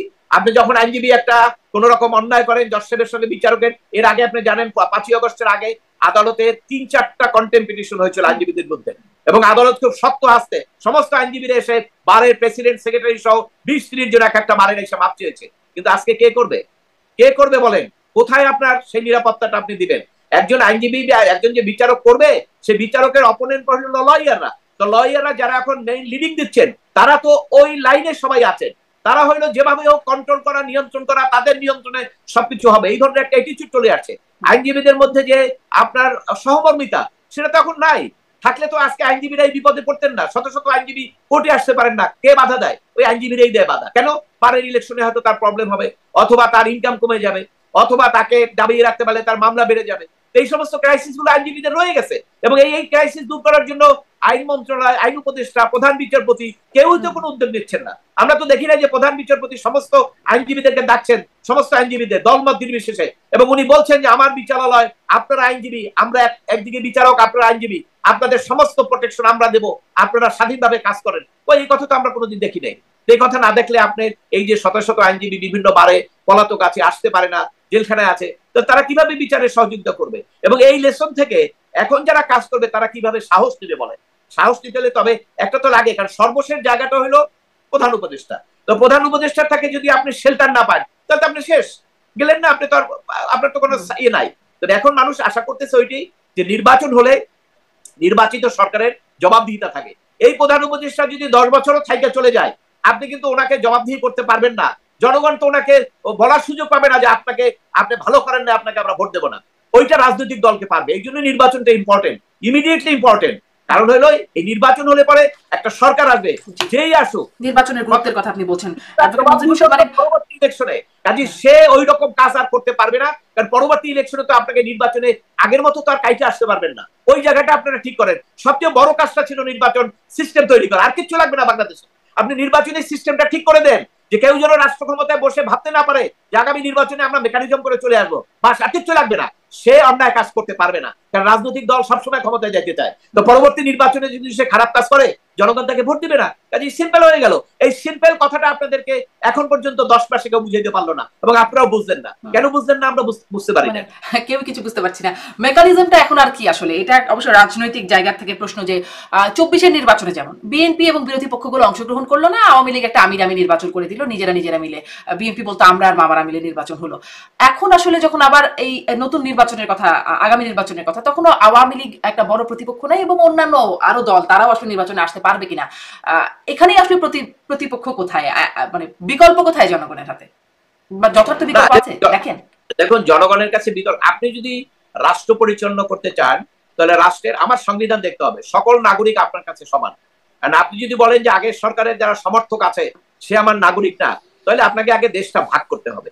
আপনাকে বলতে হবে যে তোমরা ওই জেলায় চলে যাও, তাহলে কিন্তু ওই যে নতুন সংবিধান আপনি করতে পারবেন। এখন আপনি নতুন সংবিধান করতে পারবেন না, কারণ এই সংবিধান প্রোটেক্ট করার জন্য সুপ্রিম কোর্টের বিচারকরা শপথ নিয়েছে। এই সংবিধান যখন আপনি ছুঁড়ে ফেলে দিবেন, সাথে সাথে আপনাকে কট করবে, কারণ ওনারা শপথ নিয়েছে এটা সংরক্ষণ করার জন্য। সেনাবাহিনী কি আপনার শপথ নেয়? তারা শপথ নেয় দেশের সার্বভৌমত্ব রক্ষার জন্য। দেখেন, যখন আপনি করিডোর দিতে গেলেন, সাথে সাথে কিন্তু সেনাবাহিনী বললো যে না, আমি আমার সার্বভৌমত্ব ভঙ্গ করতে দেবো না, কারণ তাদের ওত আছে। এই যারা বলেন যে সংবিধান ছুড়ে ফেলে দেবেন, এটা একটা অসাংবিধানিক কথা। তবে হ্যাঁ, সংবিধান নতুন ভাবে আপনি করতে পারবেন, অনেক পরিবর্তন করতে পারবেন, সেটা পার্লামেন্টের করতে হবে। আর যদি আপনি একটা নতুন রাষ্ট্র করেন, যদি বলেন যে আগের সরকার তাদের সমর্থকরা এক পার্টে চলে যাও, আমরা আর এক পার্টে চলে যাই, তাহলে আপনি আর এক পার্টির জন্য একটা নতুন সংবিধান করতে পারবেন, সেখানে কোনো বাধা নাই। কিন্তু এই সংবিধান থাকা অবস্থায় আপনি নতুন সংবিধান বা এই সমস্ত করার কোনো সুযোগ নাই। এখন আপনি যে বলেন যে বৃহৎ অংশ, আপনি বলতে বৃহৎ বলতে কি? ধরেন 20% মানুষ কিন্তু বৃহৎই, কারণ আপনার 5 ভাগের 1 ভাগ। এখন আওয়ামী লীগ বা আগের দল বা 14 দল বা অন্যান্য যারা এখন পলাতক আছে বিভিন্ন ভাবে, তারা তো লোক সংখ্যা কম না, তাই না? বিভিন্ন স্তরে তো তারা বহু লোক, 30%, 35% হতে পারে। এখন হয়তো আপনার এদিকে 65%, এটা ঠিক আছে, কিন্তু আপনারা তো সবাই ইউনাইটেড না। এমন তো না যে কালকে একটা ভোট হচ্ছে, সেই ভোটে ওই 35 একদিকে যাবে, আপনি 65 একদিকে যাবে, তা তো না। তাহলে আপনি বলতে পারতেন যে আমরা মেজরিটি। আপনি ইলেকশন আসলে যদি, যেমন 24 সালে নির্বাচনের কথা বললেন, 24 সালে নির্বাচন তো আমি সবাই বলছি না, এটা তো ঠিক হয় নাই। এই 26 সালে যদি আপনি এই ধরনের নির্বাচন করেন, সেই নির্বাচনও কি আপনি মনে করেন 27, 28, 29, 30 যখনই আমরা সময় পাবো, সুযোগ পাবো, আমরা কি বলবো না সেটা? তো একই ধারা তো হবে। তাহলে তো আপনি দেশের ভালো কাজ করার জন্য তো আপনি কিছু করলেন না। তাহলে আপনাকে তো একই সারিতে মানুষ ফেলবে, যে আগের যা হয়েছে মুদ্রার এপিটার উপি। এত বড় কথা বলে আপনি মুদ্রার এপিট উপিট হতে যাবেন কেন? আমরা তো সেটা প্রত্যাশা করি। জি, অ্যাডভোকেট মনসুর মোর্শেদ, আবার আদালতের জায়গায় ফিরি। আপনি আদালতের অসহায় অবস্থার কথা একটু ব্যাখ্যা করছিলেন। তাহলে কি মানে একটা কথা যে বলা হয়, এটিও একটা রাজনৈতিক একটা ন্যারেটিভ, যে 5ই আগস্টের আগেই ভালো ছিলাম। আদালতের পরিস্থিতি, মানে এটার পক্ষেও কিছু মানুষ কথা বলেন, বিপক্ষে অনেক মানুষ কথা বলেন, যে আসলে কখন মানুষ ভালো আছে। আদালতের অবস্থাটা যদি জিজ্ঞাসা করি, আপনি আদালত প্রাঙ্গণে ঘোরেন, অবস্থা দেখেন, ব্যাখ্যাও করছিলেন। 5ই আগস্ট পূর্ববর্তী পরিস্থিতি আর পরবর্তী পরিস্থিতি পার্থক্য কি? উন্নতি কি হলো, অবনতি কি হলো? এখন এই ব্যাপারে ইতিমধ্যে কয়েকজন আইনজীবী বিভিন্নভাবে কথা বলেছেন, সোশ্যাল মিডিয়ায় এগুলো আছে। তারা যা বলছেন আমি তার বাইরে বলবো না, কারণ আমি তো এই আদালতেই যাই। আমার কাছে যেটা তথ্য পাবেন সেটা হলো আমি কোনো দল করি না। আমি কোনো কথা বললে আমার কথাটা এই মুহূর্তে সরকারের পক্ষেও যেতে পারে, আবার আগের সরকারের পক্ষেও যেতে পারে। আমি ডোন্ট কেয়ার, আমি ওইটা চিন্তা করি না, কারণ আমি তো দলের সমর্থক না। আমি নিরপেক্ষভাবে আমি যেটা মনে করব, হয়তো আমার চিন্তা চেতনায় ভুল হতে পারে, দ্যাটস ডিফারেন্ট কোশ্চেন, আপনি অ্যাকসেপ্ট করেন না, কিন্তু আমার কথা যার পক্ষেই যাক সেটা প্রশ্ন না। কথা হলো আমি যেটা বলবো সেটা হলো আদালতে 5ই আগস্টের আগে যে পরিস্থিতি ছিল, সেখানে যেমন বিচার বিভাগের স্বাধীনতার উপরে হস্তক্ষেপ ছিল, আইনের শাসনের ব্যত্যয় ছিল, রাজনৈতিক মামলাগুলোতে এক ধরনের পক্ষপাতিত্ব ছিল। 5ই আগস্টের পরে এর কোনো পরিবর্তন আমি এখনো দেখতে পাইনি। এবং সেটা আপনি যদি সার্ভে করেন, আপনি যান আইনজীবীদের কাছে সার্ভে করেন, 90% আইনজীবী, আমি তো আইনজীবীদের সঙ্গে কথা বলি কিন্তু এই রিফ্লেকশনটা আমি দিলাম, আমি আমার ব্যক্তিগত মতামত দিচ্ছি তা না, প্রতিনিয়ত আইনজীবীদের সঙ্গে কথা হয়, এবং সেই পরিস্থিতি আমি দেখি না এখন পর্যন্ত যে কোনো ধরনের বড় পরিবর্তন হয়েছে। তবে হ্যাঁ, কিছু পরিবর্তন তো টেকনিক্যালি থাকে। আগের সরকারের সময়, আগের বিচার বিভাগের সময় কিন্তু অনেক ভালো কাজ হয়েছে, হয়েছে না? আপনি এই যে ধরেন ফখরুল ইসলাম আলমগীর, সে হাইকোর্ট থেকে জামিন পায় নাই, পাইছে তো। খালেদা জিয়ার জামিন, সেটা হাইকোর্ট থেকে 5 বছরের জেল পরে 10 বছর করে দিছে, ঠিক আছে, রাজনৈতিক কারণে। কিন্তু ব্যারিস্টার মাহমুদুল খোকন, জয়নাল আবেদীন সাহেব, যাত্রাবাড়ির মিথ্যা মামলা যখন আসামি হলো, তারা জামিন পাইছে না? পাইছে তো। কিন্তু এর অর্থ যে এই যারা বলেন তারা কিন্তু কথাটা সঠিক বলেন না। কারণ যারা অনেক রাজনৈতিক দলের নেতাদেরকে কথা বলতে শুনি যে এর আগে বিচার বিভাগ একদম সম্পূর্ণ ধ্বংস হয়ে গেছিল, আমি এটার সঙ্গে একমত না। সম্পূর্ণ ধ্বংস হয়ে গেলে বারের প্রেসিডেন্ট, আইনজীবী, তারপরে বিএনপির আইনজীবীরা জামিন কিভাবে পেল? হ্যাঁ, অন্যান্য জিনিসও আছে, সেটাও আমি বলি। সেটা হলো যে কিছু কিছু ক্ষেত্রে রাজনৈতিক হস্তক্ষেপ হয়েছে। এই তারপরে আপনার ষোড়শ সংশোধনীর রায় দিতে গিয়ে এসকে সিনহাবাবুকে চলে যেতে হয়েছে, এটা ঠিক আছে। কিন্তু রাজনৈতিক ক্ষেত্রগুলোতে যেখানে রাজনীতি আছে, যেখানে সরকারের ইন্টারেস্ট আছে, আর বর্তমানে সেখানে আমরা দেখি, বর্তমানেও তো আপনার এই যে আজকে একটা কন্টেম্প মামলায় একটা কোর্টে এক সিনিয়র অ্যাডভোকেট, সে বারবার প্রেস করছিল ওনার রায়টা মানছেন না, আপনি ওনাকে পার্সোনাল এপিডেভিট দেন, কিন্তু কোর্ট কোনোভাবেই সেভাবে দিলেন না। কেন দিলেন না? সে একটাই কথা যে একজন সচিবকে ডাকবেন, সেক্ষেত্রে উনি চিন্তা করবেন যে কাকে ডেকে কোন জায়গায় কি অবস্থা আমি করব। এবং এই কারণে কিন্তু দেখেন আদালতের যে রায়, এটা এক ধরনের প্রিন্টেড পেপার, এটার কোনো এনফোর্সমেন্ট নাই। যত রায় আছে, আমার অন্তত শত শত নির্দেশনা আছে, আমি চুপ করে বসে রয়েছি, আমি কোনোটা নির্দেশনা সরকারকে দিয়ে পালন করাতে পারছি না। সবচেয়ে বড় সমস্যা হলো এর আগে যে অগ্রগতি হয়েছিল, ইট ভাটা, পরিবেশ, নদী দখল, ইন্ডাস্ট্রি বন্ধ করা, সবগুলো আমি করেছিলাম। 5ই আগস্টের পরে সবগুলো হাত পরিবর্তন করে বহাল তবিয়াতে তারা অন্য নাম দিয়ে তারা এখন শক্তিশালী, তারা সেগুলো চালাচ্ছে। তাহলে আমার তো অর্জন আরো, আমার দেখা যায় আমার বিসর্জন হয়ে গেছে, আমার তো অর্জন হয় না। আমি পরিবেশ কনসার্নে বলতেছি, আমি অন্য জায়গার কথা বলতেছি। আমি আদালতের ব্যাপারে সেটা বলবো, আপনারা সবাই চোখে দেখেন, আপনি আজকে আদালতে যান, লিটিগেন্ট পিপলের কাছে শুনেন। আপনি যখন আজকে রায় হবে একটা মামলায়, ধরেন এই যে জামাত ইসলামের মামলায় আপনার ফাঁসির রায় কি হবে, রিভিউ রায় 2 দিন আগে তো রিক্সায় চললে রিক্সাওয়ালাই বলে দিচ্ছে কি হবে। এটা তো আপনাকে রায়ের জন্য অপেক্ষা করতে হয় না। এইটা যখন মানুষ বলতে পারে, তখনই মনে করতে হবে যে আদালত সম্পর্কে মানুষের ধারণাটা অত স্বচ্ছ না, অত ক্লিয়ার না, বা ওদের কনফিডেন্স অত ভালো না। অথবা আমরা 5ই আগস্টের আগে আদালতের উপরে মানুষের যে কনফিডেন্স দেখেছি, যে আস্থা দেখেছি, যে ধরনের আপনার আদালত সম্পর্কে তাদের মনোভাব দেখেছি, এই 5ই আগস্টের পরেও এখন পর্যন্ত কিছু জায়গায় ধরেন বিচারক নিয়োগের ক্ষেত্রে একটা অগ্রগতি হয়েছে। যেমন আপনার এই এতমধ্যে কিন্তু আইন না থাকলে বেশ সব চেম্বারের জুনিয়র অমুক সমুক অনেকে হয়ে যেত, সেটা কিন্তু আর পারছে না, একটা সিস্টেমে চলে আসবে। তো এইগুলো হচ্ছে টুকটাক। কিন্তু আপনি যদি এজ এ হোল বলেন, এজ এ হোল বললে অধিকাংশ মামলা যাদের পেন্ডিং আছে তাদের ক্ষেত্রে বলবো আদালত 5ই আগস্টের আগে যেভাবে আমরা দেখেছি, যেভাবে আপনার আদালতে আইনের শাসনের নিয়ে একটা বিতর্ক ছিল, আদালতের দুর্বলতা ছিল, আইনের শাসনের ব্যত্যয় ছিল, 5ই আগস্টের পরেও আমার চোখে বড় ধরনের কোনো উন্নতি আমি দেখতে পাচ্ছি না। সাথে একটু ডিম খাওয়ার ভয় যুক্ত হয়ে গেছে, মানে ডিম মারার একটা ভয়। অনেক কিছু হয়েছে। কেন ডিম খাওয়া? কেন আপনার পদত্যাগ পর্যন্ত করতে হয়েছে। আপনাকে যখন সুপ্রিম কোর্টে ঘেরাও করে, অনেক বিচারপতিদের নাম দিয়ে বক্তৃতা করে যে এদেরকে দোষর, এদেরকে সরাতে হবে, আপনি তাদেরকে তালিকা দিয়ে তারপরে বললেন হ্যাঁ সরাচ্ছি। কিন্তু এটা তো দেখেন, সুপ্রিম কোর্টের বিচারককে অপসারণ অবশ্যই অযোগ্যতা, দুর্নীতি থাকলে আপনি অপসারণ করবেন। কিন্তু আপনি দেখেন সেই অপসারণটা হতে হবে তো আইন অনুযায়ী। আমরা ষোড়শ সংশোধনী মামলা এত জন্য কেন করলাম যাতে সরকার জোর করে সরকারের বিরুদ্ধে রায় দিলে যাতে তাকে অপসারণ করতে না পারে, স্বাধীনভাবে যেন বিচারক কাজ করতে পারে। তাহলে সেটি কি তো 5ই আগস্টের পরে আপনি আর এক ষোড়শ সংশোধনী বানাই দিলেন, আপনি জোর করে বললেন যাইতে হবে, জোর করে বললেন সরাইতে হবে, সবকিছু হচ্ছে। এর মধ্যে কে স্বাধীনভাবে কাজ করবে? আমরা তো হিউম্যান বিইং ভাই, আমরা তো যন্ত্র না, আমরা তো হিউম্যান বিইং। আমার ইমোশন আছে, আমার থ্রেড মানে রিয়েলাইজ করার মতো ক্ষমতা আছে, সবকিছু আছে, আমি সমাজটাকে দেখছি। তো সে অবস্থা কিভাবে স্বাধীনভাবে বিচার করবে? কাজে রাষ্ট্র যদি ন্যায় বিচার নিশ্চিত করতে হয়, তা রাষ্ট্রকে সেই দায়িত্ব নিতে হবে যে বিচার বিভাগ স্বাধীনভাবে কাজ করবে, সেখানে তাদেরকে প্রোটেকশন দিবে। কিন্তু রাষ্ট্রের পক্ষ থেকে সেই প্রোটেকশন পাই নাই। যখন বিচারকদের উপরে আক্রমণ হয়, তখন সেনাবাহিনী মিডিয়ার কোর্টে আসে না, তখন আসে না। কিন্তু যখন আবার দেখা যায় বিভিন্ন কারণে প্রয়োজন হয়, তখন আবার আর্মি এসে ভরেও যায়। কাজে এগুলো তো আমাদের চোখের সামনে দেখা। কাজে এগুলো নিয়ে আমরা বলতে চাই একটাই কথা, সেটা হলো রাষ্ট্রকে বুঝতে হবে। আগের সরকারও বোঝে নাই যে বিচার বিভাগ স্বাধীন থাকার অর্থ হলো ওই বেনিফিটটা সরকার পায়। কিন্তু এই সরকারও যদি সেটা না বুঝতে পারে, তাহলে একই ধরনের কাউন্টার রিয়েলাইজেশন হবে যে বিচার বিভাগ স্বাধীনভাবে যদি কাজ করতে না পারে, তাহলে পরে তুমি ক্ষতিগ্রস্ত হবা রাষ্ট্র, ওইটা বিচার বিভাগ ক্ষতিগ্রস্ত হবে না। বিচার বিভাগের দুর্নাম হবে, তার সম্পর্কে আলোচনা হবে যে সে মাথা তুলে দাঁড়াতে পারছে না, সে স্বাধীনভাবে বিচার করতে পারছে না। কিন্তু ক্ষতিটা বিচার বিভাগের চেয়েও রাষ্ট্রের বেশি হবে। কাজে সেটি বোঝা দরকার রাষ্ট্র যারা স্বাধীনতার সাথে, মানে বিচার বিভাগের আসলে সবকিছুতে স্বাধীনতার সাথে জড়িত। আপনি অনেকগুলো বিষয় ব্যাখ্যা করছিলেন। একটা বিষয় আমরা দেখলাম এই যে সম্প্রতি যে মামলাগুলো, ধরুন সাংবাদিকদের বিরুদ্ধে মামলা হয়েছে, শুধু মামলাই না, গ্রেপ্তার হয়েছে, তাদের জামিনও হচ্ছে না, জেলখানায় আছেন। কদিন আগে ফারজানা রূপা, শাকিল আহমেদ, তাদের মানে ফারজানা রূপার মা মারা গেলেন, সেখানে হাত করা পড়া অবস্থায় শাকিল আহমেদ গেলেন, প্যারোলে 4 ঘন্টার জন্য মুক্তি পেয়ে তারা গেলেন, আবার কারাগারে ফিরতে হলো। অনেক বয়স্ক সাংবাদিক আছেন, শিক্ষক আছেন, রোকেয়া বিশ্ববিদ্যালয়ের একজন শিক্ষক, তাকে গ্রেপ্তার করা হয়েছে, সেখানে আন্দোলন হচ্ছে একটা রোকেয়া বিশ্ববিদ্যালয়, মানে, এবং তাদের জামিন হচ্ছে না। অন্যদিকে আমরা 5ই আগস্টের পরপর দাগী আসামি, জঙ্গি নেতা, এদের জামিন হতে আমরা দেখেছি, এবং খুব একদম একসাথে অনেক জামিন হয়ে গেছে, যার কারণে পরে আইন শৃঙ্খলা পরিস্থিতির উপরে একটা প্রভাব পড়েছে বলে তখন গণমাধ্যমগুলোতে রিপোর্ট আসতো। মানে আদালতে জামিন কিসের উপর নির্ভর করে? কেন জঙ্গি নেতা সহ বড় বড় সন্ত্রাসীদের জামিন হয়ে যাচ্ছে, অথচ সাংবাদিক, শিক্ষক, তাদের জামিন হয় না? দেখুন, আপনাকে দেখতে হবে যে রাষ্ট্রের ধরনটা কি। 5ই আগস্টের পরে, পরিবর্তনের পরে রাষ্ট্রের ধরনটা যে ধরনের সৃষ্টি হয়েছিল, সেই ধরনের সৃষ্টি থেকে মূলত রাষ্ট্র পরিচালনাকারী যারা, তাদের মনে অনেকগুলো জিনিস এখনো যেটা এস্টাবলিশড হয়েছে আমি মনে করি, সেটা হলো এক ধরনের ধরেন প্রতিহিংসা এবং এক ধরনের বৈষম্য, এটা তাদের মাথার মধ্যে ঢুকে গেছে।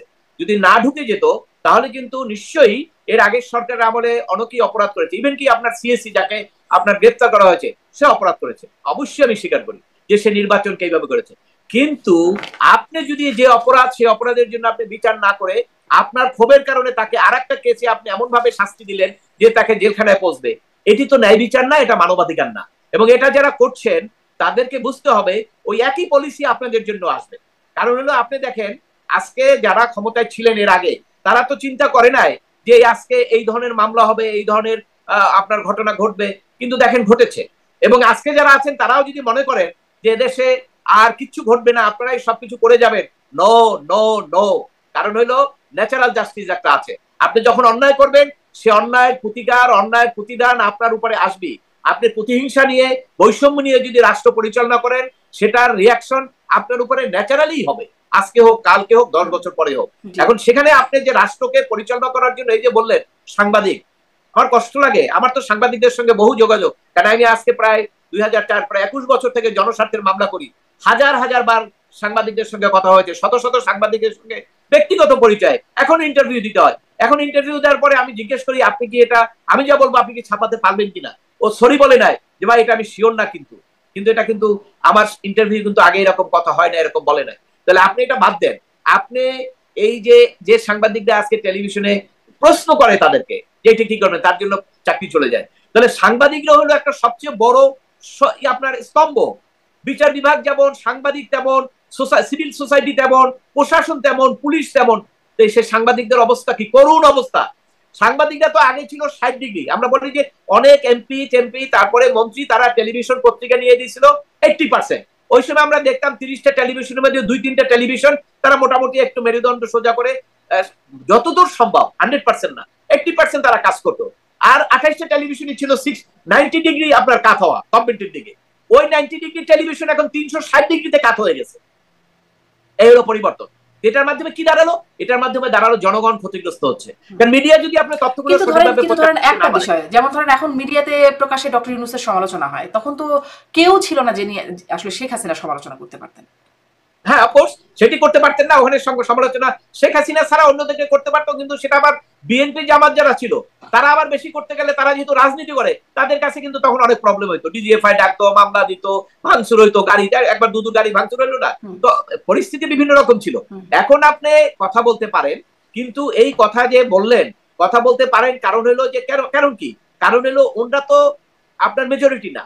আজকে এই যে আপনার যারা ক্ষমতায় আছেন তারা তো এখন মাইনরিটি, কারণ বিএনপি তো এখন নির্বাচন চায়, আর এনসিপি তো এখন ছোট হয়ে গেছে, তাই না?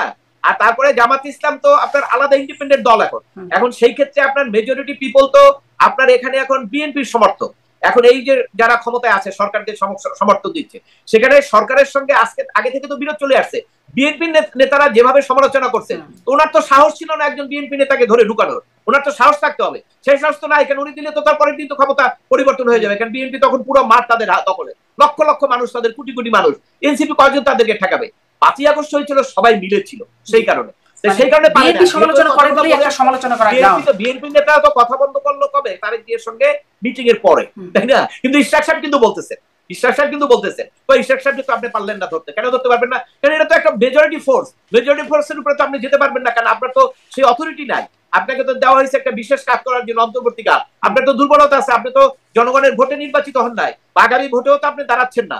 আপনার দায়িত্ব হলো একটা নির্বাচন করে কিছু সংস্কার করা, বিচার করা। বিচার তো হবে, বিচারের কথা কি আপনি টার্গেট করে দিতে পারবেন? বলেন, এটা কোনো কথা হইলো? এটা তো বিচার বিভাগের উপরে ডাইরেক্ট হস্তক্ষেপ। যারা বলে যে বিচার করতে হবে, এখন বিচার হবে বিচারের সিস্টেমে, বিএনপি আসলে বিচার তো হবে। এটা তো এফআইআর হয়েছে, এফআইআর কি বাতাস উড়ে যাবে? বলেন, এফআইআর বাতাস উড়ে যাবে না, তাহলে এইটার বিচার হবে তো। সেটা আপনারা আবার ওখানে আপনার কমিশনে কেন আপনারা সেটা আপনার শর্ত দিচ্ছেন? যে এফআইআর গুলো হয়েছে, মামলাগুলো হয়েছে, প্রত্যেকটা মামলা তদন্ত হবে, বিএনপি আসলে, জামাত আসলে, এনসিপি আসলে। এখন এই তদন্ত, প্রত্যেকটা মামলার তদন্ত আসলে কিভাবে হবে? এক একটা মামলায় 300, 400, 500 জন করে আসামি, এত তদন্ত কবে হবে আর কবে শেষ হবে? না না, শুনেন, এই তদন্ত সরকারের নির্দেশনা আছে, তদন্ত চাইলে করতে পারবেন, কিন্তু তদন্তের ব্যাপারে যেটা সমস্যা হলো, এই মামলাগুলো সরকারের আইন উপদেষ্টা বলছে এটা ফলস মামলা, তাই না? এবং আইনজীবীরা বলছে, যারা যে সমস্ত আইনজীবীরা 5ই আগস্টের আপনার আন্দোলনের সরাসরি সম্পত্তি ছিল, তারাও বলছে এগুলো সব ভুয়া মামলা, মিথ্যা মামলা, এবং একটা মামলা আপনি প্রমাণ করতে পারবেন না। তবে এই মামলায় আপনি একজন লোককে 7 মাস থেকে জেলে রাখলেন, তাহলে তার বিচারটা কি হলো? এই ন্যায় বিচার আপনি কিভাবে তাকে প্রতিকার দিবেন? এখানে ন্যাচারাল জাস্টিস, অ্যাডভোকেট মজুর হোসেন আইন উপদেষ্টা একটা কথা বলেন। এক মিনিট, এই বিচারটা বলি, এই যে অবিচারটা আপনি করলেন, এই অবিচারের বিচারটা আপনি কোথায় পাবেন? আল্লাহ দিবে আপনাকে ন্যায় বিচার, এইটার প্রতিকার আল্লাহ আপনাকে দিবে। একটা লোকের বিরুদ্ধে মিথ্যা মামলা করলেন, 7 মাস জেলে রেখে দিলেন, পচাইলেন, সে লোকটা এখন মারাত্মক অবস্থা। একজন আইনজীবীর কথা বলতেছে, কালকে আমার সঙ্গে কথা হলো, সে একদম পাগলের মতো হয়ে গেছে, 7 মাস জেল খাচ্ছে, একজন বড় আইনজীবী। তাহলে কিভাবে হবে? সে বললো যে আমি তো কিছু, এখন আমার মাথায় তো ঠিক নাই, কারণ আমি কিভাবে 7 মাস জেল কাটলাম, আমি তো কোনো হত্যা করি নাই। তাহলে এই যে মামলাগুলো বললে, এখন বিচার হলে সেক্ষেত্রে যারা করছে তাদের বিচার হোক। কত 50 জন, 100 জন, 400 জন, আপনি যে সাংবাদিক সবাইকে দিয়ে দিলেন, সাংবাদিকরা অবশ্যই, সাংবাদিকরা সরকারের লেজুর ভিত্তি করেছে, সম্পাদকরা প্লট পাওয়ার জন্য লেজুর ভিত্তি করেছে, কোনো বিতর্ক নাই, আপনি তাদেরকে সেই অনুসারে ট্রিটমেন্ট দেন। কিন্তু আপনি রহিমউদ্দিন মারা গেছে উত্তরায়, সেই মামলায় ঢুকাই আপনি তাকে জেলখানায় রাখতেছেন, এটা কি বিচার? এটা অবিচার, এটা অন্যায়। এবং এটা জামিন কেন হয় না? তাদের জামিন কেন হয় না? জামিন কেন হয় না? যে বললাম যে আদালত স্বাধীনভাবে কাজ করতে পারে না, জামিন কিভাবে হবে বলেন? প্রত্যেকটা কেসে এই ধরুন আদালত আগাম জামিন, কিছুদিন আগে 2টা কোর্ট আগাম জামিন দিচ্ছিল এই সমস্ত মামলায়, অত্যন্ত সাহস নিয়ে। এবং সেই আগাম জামিন কিন্তু বিএনপির আইনজীবীরাও নিতেন, এবং আওয়ামী লীগের আইনজীবীরা তখন কম আসে আদালতে, সাধারণ আইনজীবীরা নিতেন, জামাত ইসলামের আইনজীবীরা নিতেন, সবাই কিন্তু আগাম জামিন নিতেন। যখন আগাম জামিন দিচ্ছে, হঠাৎ করে কোর্ট চেঞ্জ হয়ে গেল। কেন কোর্ট চেঞ্জ হবে? কেন এই কোর্ট চেঞ্জ হওয়ার ক্ষেত্রে এটা কি সমীচীন হলো? আইনজীবীরা তো প্রত্যেকে সমালোচনা করছে এটা, যে আগাম জামিন বন্ধ করার জন্য কোর্টটা পরিবর্তন। সেটা তো 5ই আগস্টের আগেও আমরা দেখেছি, যখন বিএনপি নেতাদের আগাম জামিন দিত, যে আগাম জামিন দিত তারই কোর্ট চেঞ্জ করে দিত। তাহলে একই তো অবস্থা ভাই, আমরা তো এপি টুপি। কোথায় আমরা যাচ্ছি, কি প্রত্যাশা করেছি, কি চাইছি, আর কি আমাদের হচ্ছে, এটা আপনাদেরকে চিন্তা করতে হবে। এবং এটা যদি যারা দায়িত্ব নিচ্ছেন তাদেরকে আমরা বলি, তারা তো আর নেক্সট ইলেকশন করবেন না, যারা উপদেষ্টা, তাই না? যদিও শোনা যাচ্ছে 2-1 কেউ কেউ ইলেকশন করবে, তাহলে তাদের তো আর নিরপেক্ষতা থাকবে না। কিন্তু যারা নির্বাচন করবেন না, যারা নিরপেক্ষ লোক ওখানে আছেন, আপনাদের কাছে আমাদের সুনির্বন্ধ অনুরোধ, আমি একজন আইনজীবী হিসেবে, একজন নাগরিক হিসেবে অনুরোধ করি, আপনারা ন্যায় বিচার নিশ্চিত করুন, কোনোভাবেই মানুষকে হয়রানি করবেন না। যার যে অপরাধ করেছে তাকে বিচার করেন, সাংবাদিক লেজুর ভিত্তি করেছেন, তার ব্যবস্থাটা সেইভাবে আপনি করেন। কিন্তু উত্তরার মার্ডার কেসে ঢুকে তাকে আপনি অন্যায়ভাবে জেল খাটিয়েন না, এটা ন্যায় বিচার না। জি, জি, তারা নির্বাচন করবে না, উপদেষ্টারা কেউ কেউ হয়তো করবেন, কারো কারো আবার স্বামী নির্বাচন করবেন, সেজন্য পোস্টারিং দেখা যাচ্ছে। আছে আসলে নির্বাচনের কিছু স্বার্থ এর মধ্যে আছে হয়তো। আবার একটু আদালতের জায়গায় আসি, যে নুরুল হুদাকে রিমান্ডে 4 দিনের রিমান্ড দেওয়া হয়েছে। এইরকম আসামিদের সাথে আসলে রিমান্ডে কি হয়? এই ধরনের রিমান্ডের ক্ষেত্রে আপনি দেখেন আসলে কে মানে না তো কেউ। আমাদের সুপ্রিম কোর্টের রিমান্ডের ব্যাপারে সুনির্দিষ্ট নির্দেশনা আছে। তো এই রিমান্ডের রায় কে দিছে? সুপ্রিম কোর্ট দিছে। এখন সুপ্রিম কোর্ট কি এ ব্যাপারে কোনো পদক্ষেপ নিবে? নিবে না। কারণ আপনি দেখেন 5ই আগস্টের পর থেকে গেলেই রিমান্ড। 5ই আগস্টের আগে কেন বলা হচ্ছিল যে বিএনপির নেতারা অ্যারেস্ট হইলি, ওটা আমরা জানতাম যে রিমান্ড 3 দিন, 5 দিন, 7 দিন, ওটা একটা চাইও আছে, আপনার চার্টও ছিল যে কোন ধরনের কেসে কতদিন হয়, ওটা রিক্সালাও বলে দিতে পারতেন। কেন? এটা তো বলার কথা না। বিচারক কি করবে? এই কারণেই তো বিচার বিভাগের উপরে মানুষের আস্থা কমে গেছিল। ন্যায় বিচার নিশ্চিত হয় নাই এবং আইনের শাসন ব্যাহত হয়েছে, সংবিধান লঙ্ঘন হয়েছে। এটা তো প্রত্যাশা ছিল নাকি? এটা প্রত্যাশা ছিল না? প্রত্যাশা ছিল। এখন আপনারা কি করতেছেন? এই যে 5ই আগস্টের পরে যে আপনি চাইলেই 10 দিন, চাইলেই 10 দিন, সবাইকে রিমান্ড। তো সুপ্রিম কোর্টের জাজমেন্টটা কি ওটা পেপার? ওটা কি কোনো এনফোর্সমেন্ট নাই? তো সুপ্রিম কোর্টের কোনো বিচারকরা তো সেইটা কখনো ধরলেন না যে কেন আপনি এটা করলেন। আগে তো আমরা দেখতাম বিচারকরা সোমটো রুল দিত। কিরকম? যে ওই যে পুলিশ একজনকে টর্চার করেছে বিনা মামলায়, পুলিশের বিরুদ্ধে, এসপির বিরুদ্ধে সোমটো রুল ইস্যু করেছে, বা একজন নারীকে নির্যাতন করেছেন, সোমটো রুল ইস্যু করেছে। কিন্তু এখন এই যে বিচারক অন্যায়ভাবে তাকে জামিন দেন না, এরকম বিচারকরাই কিন্তু হাইকোর্ট শোকজ করেছে, হাইকোর্টে হাজির হতে বলেছে। কিন্তু এখন তো আমরা এটা দেখি না। দেখি না কেন? আমরা তো তাহলে একটাই অঙ্ক মিলাবো, তাহলে হয়তো ওনারা সাহস পাচ্ছেন না। কেন? এটা আমরা সিচুয়েশনে তো তাই দেখছি। কেন? এখন তো পরিবর্তন কিছু হয় না, সিচুয়েশন তাই অ্যালাউ করে। যে আজকে যে আপনার অ্যারেস্ট হলো, সে যদি আপনাকে কোন রকম বলা যায় যে সরকার সমর্থক আগের এবং আগের সরকারের সহযোগী বা শুভারুদ্ধই, বাস হয়ে গেল, আর কিচ্ছু লাগবে না আপনার। তাহলে ভরে দিতে হবে যে তার রিমান্ড হইতে হবে, তাকে টর্চার করতে হবে, মব সন্ত্রাস হইতে হবে, জেলখানায় থাকতে হবে। এটা কি ভাই সংবিধানের কথা? এটা কি আপনার ন্যায় বিচারের কথা? এটা আপনি কিভাবে একজন মানুষ এটা মানবাধিকার হিসেবে চিন্তা করতে পারে বলেন? এটা তো অসম্ভব ব্যাপার। এটা নিয়ে তো মানুষ আমাদেরকে বিশ্বব্যাপী যারা এগুলো রিসার্চ করে, বাংলাদেশের বিচার ব্যবস্থা সম্পর্কে যারা খোঁজ খবর রাখে, এটা তো তারা হাসতেছে যে আরে বাবা, হায় রে জুডিশিয়ারি বাংলাদেশ। হাসতেছে না। এর আগে আপনার একবার আন্তর্জাতিকভাবে বিচার বিভাগ নিয়ে কিন্তু একবার সম্ভবত আপনার একটা প্রতিষ্ঠান তারা একটা রিপোর্ট দিল জুডিশিয়ারির আপনার দুর্নীতি নিয়ে, তাই না? দিয়েছে না? তো কই সেটা তো তখন জুডিশিয়ারিতে দুর্নীতি আছে, তো দুর্নীতি তো যায় না। তো সেই রিপোর্টটা কিন্তু আন্তর্জাতিকভাবে আসছে, বাংলাদেশের কেউ সেটা দিতে সাহস পায় না, এটা সম্ভব না। কিন্তু এখন আজকে যে এই যে ঘটনাগুলো ঘটছে, সেখানে আপনার বিচারকরা যে প্রধান নির্বাচন কমিশনার, সে কি অপরাধ, এখন আমরা সেকশনটা আমি এখনো দেখি না কি সেকশনে দিছে, রাষ্ট্রদ্রোহিতা দিল না, নিশ্চয়ই অপরাধ আছে, কিন্তু সেই অপরাধ নির্বাচন সংক্রান্ত অপরাধ আমি দেখছিলাম যে নির্বাচন সংক্রান্ত অপরাধ। সেখানে শোনেন, সেখানে কি রিমান্ড হবে বলেন? সেখানে তাকে জিজ্ঞাসাবাদ, এটা তো রিমান্ড না, এটা হলো আপনার একটা বিচারের আগে একটা বিচার। মানে এই মামলায় তো কিছু হবে।